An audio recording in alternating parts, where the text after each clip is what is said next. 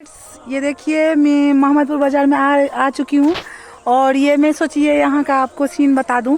ये देखिए कितना मस्त लग रहा है। ये सब हम लोग बचपन में ये साग खाती थी, खेसारी का साग है। और ये देखिए इसका जो छिम्मी होता है ना, मस्त भाजी बनता है इसका। देखिए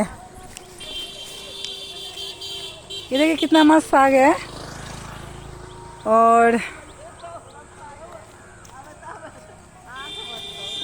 ना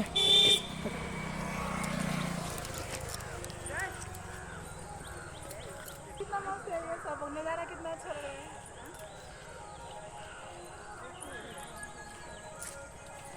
इधर देखो, वो है मेरी मौसी। और ये साग जो है ना, हम लोग गांव में खाते थे पहले, पका खाते। आज मंगलवार को नहीं खाऊंगी।